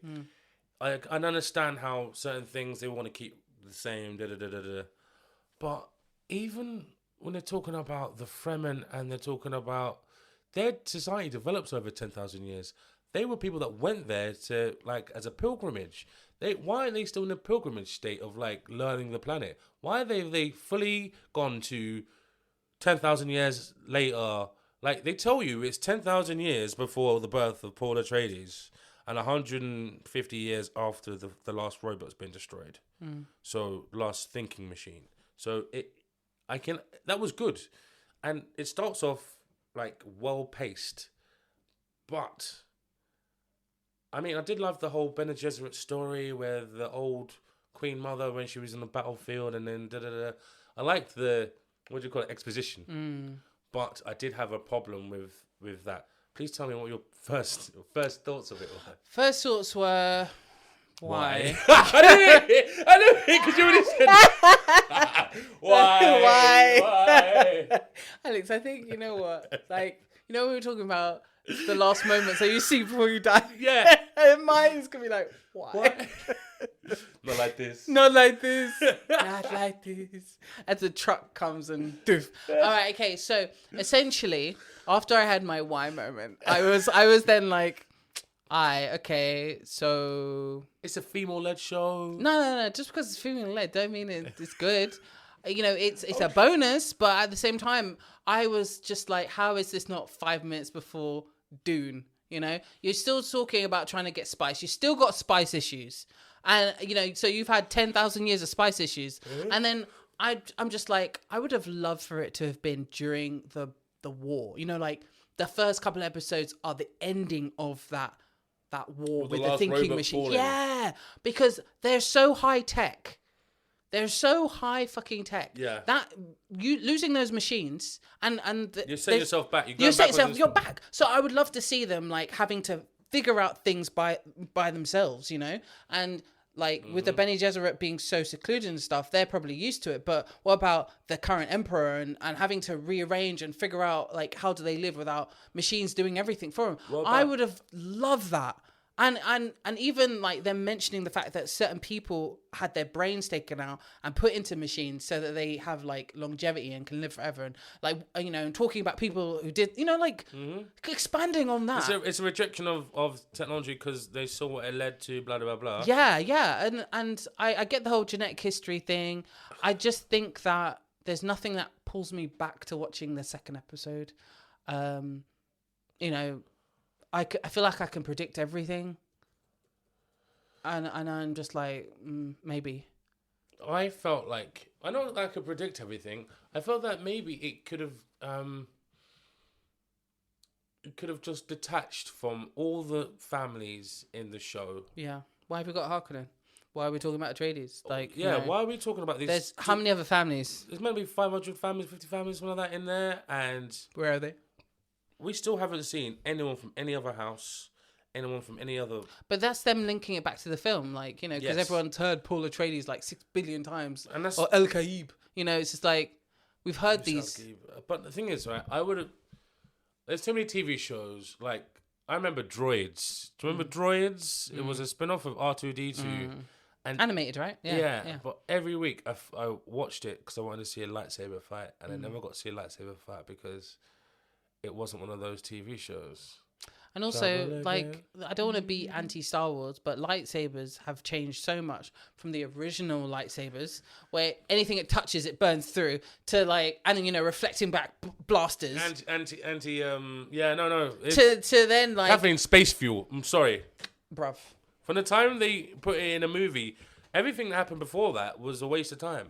100%. Like, they keep putting these, not MacGuffins, what do they call them in? Yeah, kind of like MacGuffin, you know, they just changed, or is it redacting? No. Retrospectively changing everything. But either way, going back to Dune Prophecy, I think, like, the one that I really did love was the costumery. Yeah. I liked what they did in terms of, like, making the Bene Gesserit, like, bland. You know, but also intriguing. Yes. So very sharp, like ninjas. And I also love the fact that when the two Bene Gesserits who were like communicating through like hand signals and basically sign language. Yeah. I thought that was really clever. Do you not see that in the film? I didn't clock that. No, in the film they did it in the film. When they talk to each other, they do a whole. I didn't. But they also can meant to be speaking. Yeah. It mentally, telepathically. Like, you know, like, girl, did you see? I think in the film they could have done the whole Bene Gesserit thing better in terms of how they communicate and how, you know, they are trying something. But we've all seen TV shows or films or any property where there's one person who really thinks that they've got it all in the hand, and then when it comes down to it, they maybe don't, and they're too stubborn not to listen to everyone, or their side person, you know, the person who they trust, you know, to listen to them when they go, oh, maybe slow down, maybe we should try things slightly differently. They're so adamant and stuck on the fact that they are right, almost like a acolyte. Yeah, no, it's Acolyte would be good. Sycophant. Sycophant, yeah. No, Acolyte is just as good. No, it's only because I'm playing like Baldur's Gate. And I'm like, oh yeah, Acolyte. That's a great word. Catherine, quick side thing, right? Do you want sidebar? Sidebar. What you gonna do? What you gonna do when it's wait. When some loyalty, right? Loyalty. How far does loyalty go for you in terms of you being loyal for someone? Would, like, you know, when someone else jump off it, would you jump off it with them? That's not loyalty. You're stopping them from jumping. That's loyalty. It could be. All right. So, you know, you get rich people, the Kanye's out there, that people who are loyal to them are just yes men because they want to stay in that loyalty. aura. That's not loyalty. When I was young and really stupid, I thought Michael Jackson, all he needs is a hug. This is when he was alive. And I thought, you know, if I was next to him, if I was part of his people, I would be protecting him from himself. Because you're protecting them. That's part of that's loyalty. all well and good. Yeah. But the person sees you and reminds you of all the things they've got to do. And the other person that tells them yes all the time reminds them of the things that they don't have to do and they can get on with and just have fun. And so you become that representation for all the tough decisions and stuff. And then you start getting the flack. You get the weight on your shoulders. Yeah. I think there is a limit. There is a limit. You know, like like for instance, if you and me were Bene Gesserits, for instance, and you were the one who were getting all the stuff, and I was like, you know, the one supporting you and helping to big you up and stuff. If it got to the point where you blatantly weren't listening to me, and you were just doing your own thing, sort of thing, and you're also being a dick about it, I'd be like, listen, you got 3 strikes, then I'm off. I'm off. You're doing the strike system. I'm doing the strike system because that's when you'll listen. Can you get strikes back? What do you strikes back? Like, say if you fucked up and I'm on 2 of your strikes. Yeah. And you fucked up. Yeah. I'm taking a strike back. I'm taking that strike. You give me? Can't take a strike. No, there we go. Give me a strike back. I'm going to peel paper. Look. Strike. There you go. Listen, give me back the yellow card. Refund the yellow card. Refund it. What you should do is just have a hat full of strikes. A hat full of strikes. And like every time you fuck up, Kathleen, you got to take one of the strikes. Yeah, take an L. And the first person to 3 loses. And then what happens? Like, you've got to give up the house or something. Yeah. Got to cut off your arm. But like, I think there is a limit to loyalty. I think blind loyalty is where you're basically like a cult member. I can't deal with that. And that's why, like, all those people, no offense to anyone out there who is a blind follower, but we weren't brought up like that. And I think you should always question everything. You know, have questions. Questions denote intelligence and denotes curiosity. Have questions. If the priest is telling you that this Kool-Aid is amazing and it will take you X, Y, and Z, have questions. Question it. Don't just believe it. You know, like, even if we go back to religion, the Bible does ask you to question things. But with those situations, especially with the Kool-Aid situation, there's peer pressure. Mm-hmm.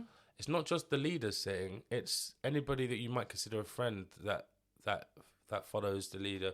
Anyone in that circle. It one of those things. You think it's just the relation between you and the guy at head. It's you and everyone around you. The community. And the guy at head. It's true. And then what happens is they all talk when you're not talking about you and about what you've done and how it's affected everything. He hasn't towed the party line. He's not doing the right thing.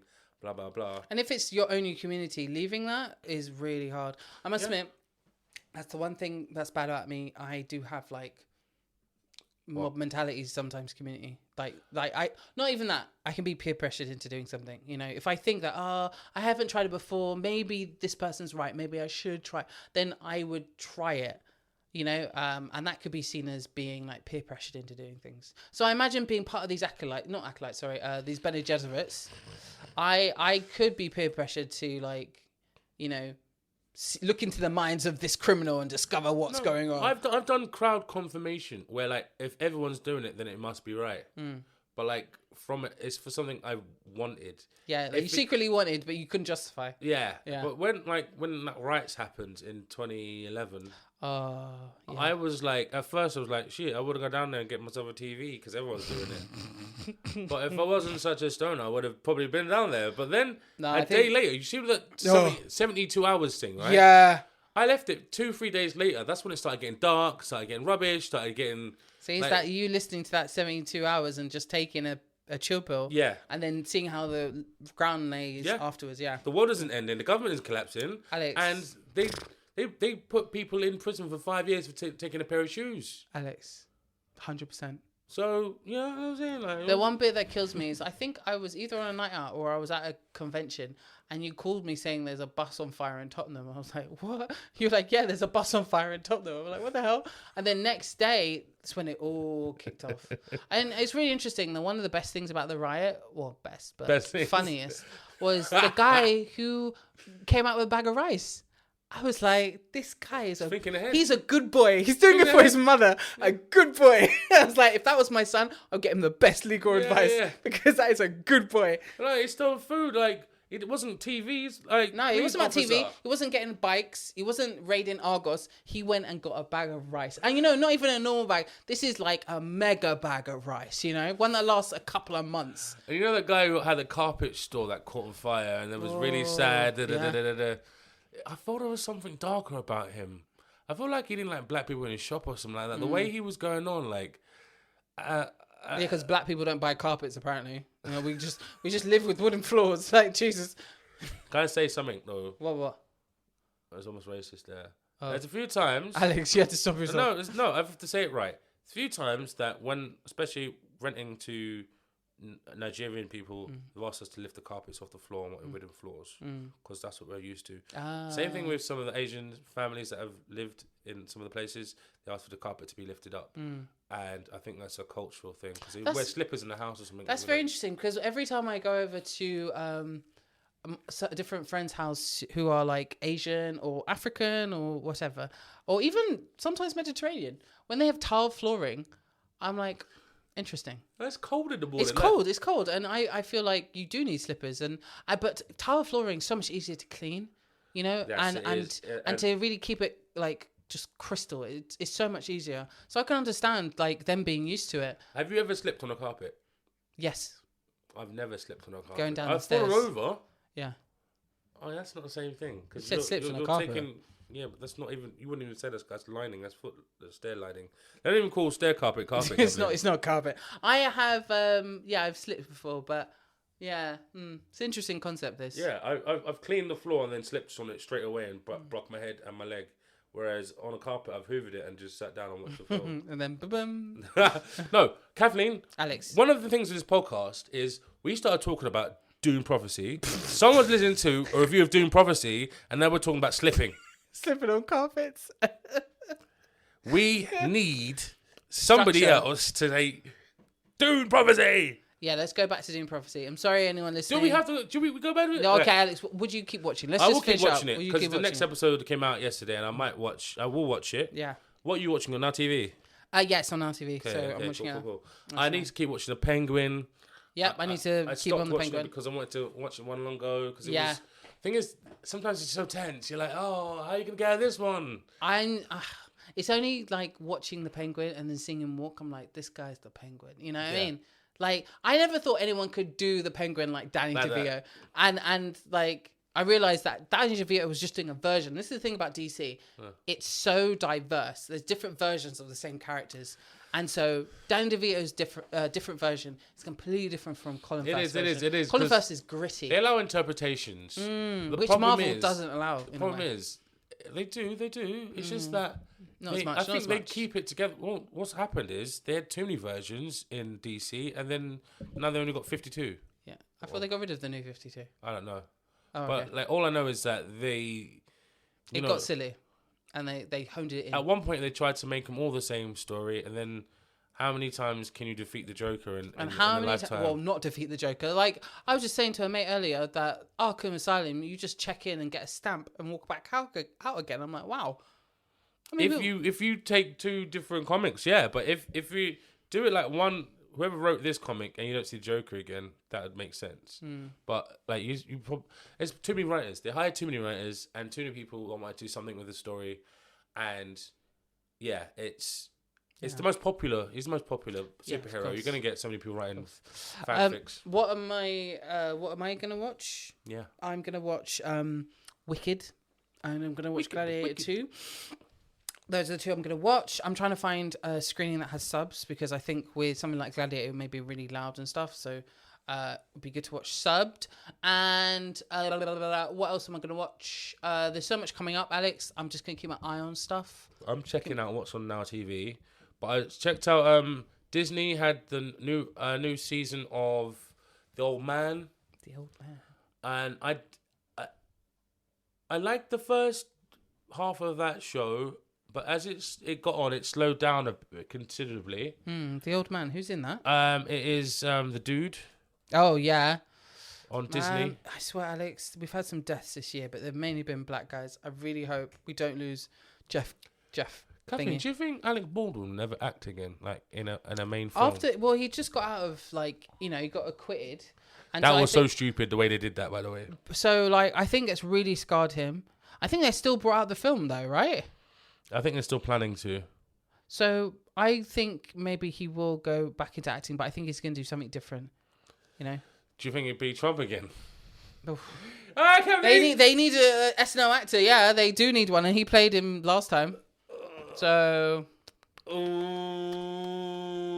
be very on the nose. That'll be very on the nose. He had such a good he did great 10, 15 years of just 30 Rock, and then 30 Rock was awesome. 30 Rock was so good. Oh my god. Logan, I watched Logan in black and white the other day. Oh, how was it? Still the sad film. I was like, how many times has Professor X died? On camera? In live action. How many times has he died in live action? Twice. X-Men 3? Mm-hmm. And Logan. And the Doctor Strange film. I don't count that one. Why not? Because she would never, ever, ever be able to take out Professor X. And I refuse to accept that. So, yeah, I think he just put her in a reality where she thinks she took him out. Anyway, 2 films. I feel like Professor X has died way too many times to still be Professor X. I think he technically was dead in the Deadpool movie. because I killed my brother in utero. Yeah, in utero. Um, what did you think about the Cassandra that played Cassandra? If she goes on to do more of it, I would be interested to see. But that whole storyline was really sad in the first place, and it was a reaction to the films in the first place. The reason how that happened is when they started wearing the black leather in the costumes. Yeah. And was it M for Extinction? No, E for Extinction, or something like that. There was a few storylines which were like, it got a bit Alan Moore in terms of drawings, a bit more gravelly. I remember it being very much circle and two arms. And they had like the black kind of ribbed for her pleasure sort of uniform. Ribbed for her pleasure. I was just like, who's taking the lead in this at Marvel HQ? What's going on? And you haven't seen what's name all along? Agatha All Along. Yeah. Like I was telling someone recently, I'm not really into the magic end of the Marvel universe right now because it's been shit. But I've heard good things about Agatha All Along, which is really annoying. So I'm like, is Disney back? Oh, sorry, is Marvel Disney back? Is it good again? And will I watch Newfound Order? You know, the next Captain America? Okay. I feel like I would. Would I watch the Thunderbolts? Thunderbolts? That's what I thought that was. No, two different ones. I thought I saw some Thunderbolts in Thunderbolts is one series and Newfound Order is another series. So Newfound Order is Captain America. Thunderbolts is like, I'm going to say the Suicide Squad essentially, but of Marvel. Thunderbolts were originally with Captain America. Yeah, they've got so popular. Are they the new Thunderbolts or the 1940s Thunderbolts? Well, it's going to have Bucky, but it's going to have sister of Scarlett Johansson. Florence Pugh is going to have her in it. Yeah. It's going to have Captain Russia, and it's going to have who else is in it? Who else is in the Thunderbolts? Do you know I'm going to say this again. My problem with Florence Pugh. Alex, stop hating on her. Oh, sorry, it's a film. Kathleen, she's the same shape as an Amazon box, right? Alex, what is wrong with you? How can your shoulders be the same difference? How can you, as a man... If you put her head sideways on her shoulders, they'd be the same. You could fit a third head on either side of her... Well, firstly, the Thunderbolts is going to be a film. My bad. It's a film instead of... No, she only does films. I think... When you said her, I thought it would be a film because I've not seen her in a TV show. I think she's done a TV show before. I think she's trying to... Because there's still a lot of people that don't want to do TV stuff. Unless it's like a small... It's commitment, Kathleen. Commitment. Yeah, it's a whole fucking year. Or like 6 months or something. Where you can get like 2.5 films in. Or at least one good film. I tried to watch the first episode of that Shard Lake with Sean Bean and... Yeah, I remember. You were well into... You're like, Sean Bean's back. And it was like, maybe not. No, my name is Earl. My name is who? Oh, yeah. So the people who are in Thunderbolts, you've got, Black Widow 2. You've got The Century. You've got someone called Mel. You've got Harrison Ford. You've got Bucky. You've got John Walker. You've got Captain Russia. You've got the Taskmaster, and you've got Ava Starr. You know the Ant-Man 2, like that ghostish woman. Yeah, you got her in it. All right. Yeah. So yeah, I'm glad they brought that character back because she had a whole agenda, but I would like to see what she's like when she's not pissed off. Exactly. Do you know what I mean? Maybe she was calmer and like. Yeah, chill, woman. Chill, Winston. Chill, Winston. That's the Thunderbolts, and then you got Newfound Order, which I think will have Bucky anyway, because I saw a trailer for a new Star Wars thing, and it's like new Star Wars, Knights of the Old Republic or something, but it's for kids or something. Oh, right. Oh god, it actually looked alright. Outlaws? No. Would you watch another season of Andor? Yes, I would. I need to watch the first season first, but I would. Really? You didn't watch the first season? I think it had so much hype around it. I was like, oh. See, look, I watched it to hate watch because it was the... And then you loved it. It's a show... No, I'm not sure if I do love it because of the pacing. All right, the TV shows of Star Wars, top 5. Andor's in it. Andor's in it. Mandalorian's number 1, right? Mando, yeah. So let's go from there. Mandalorian number 1. Obi-Wan Kenobi. Really? No, I'm asking. Did you watch it? Did you like it? I watched the first episode. Didn't like it. Moved on. Eventually, the show got quite good, but it was like Why Are You Holding Back? Why are you holding back? Why are you holding back, though? Why are you holding back? I did like Visions. Yeah, you did like Visions. So the things that I watched with The you. first were pretty good. one. I need to watch. That's Resistance. So Mando, Visions. Star Wars Resistance. I haven't seen that. It looks good. I heard that was good. I've not seen Ashoka. Boba Fett. I'm not putting on this list because that was terrible. It just felt like it was doing what it was supposed to do, but rather than showing us. And he had random people just in modern clothing, modern Earth clothing, just running around. I think they need to sort the wardrobe out with that show. I'm not sure they're going to make another one because they don't need to. What other TV shows have they been covering? You know, Okay, so the list here is The Mandalorian. These are the live actions. So Mandalorian, The Book of Boba Fett, Obi-Wan Kenobi, Andor, Ashoka, The Acolyte, and Skeleton Crew. Skeleton Crew. Which comes out December 3rd, so next week. I think that's the advert I saw. Skeleton Crew. It was like, I think it was Skeleton Crew. Yeah. But, can't really comment on that one yet. no, there isn't a top 5 because there's not enough to do it then. There's like... Yeah, it was, Skeleton Crew, exactly what it is. It's Jude Law. Yeah, I want to watch that. Jude Law with a bunch of kids in space. Oh, that sounds cool. So I'm saying, it looked like fun. All right, okay, so let's hold off on this. It's out next week, so let's at least watch one episode and then see how we feel. Okay. I feel like you've asked me loads of questions. Let me ask you a question, Alex. Would you watch Agatha all along? Or did you watch it? I haven't watched it, and I don't think it's going to fill a knowledge hole unless she comes back and becomes a main bad guy. I think she is coming back to be a main bad guy. But, she's never going to be as powerful as Scarlet Witch. Until they deal with Scarlet Witch. I don't know what they're doing. I can't predict because it's already out, but, we should look at it. But she's, the MCU's fucked up right now. Yeah, it's a bit. They haven't done a proper MCU movie since Endgame. Yeah. Why? Because of various reasons. Yeah, I don't know what they were thinking.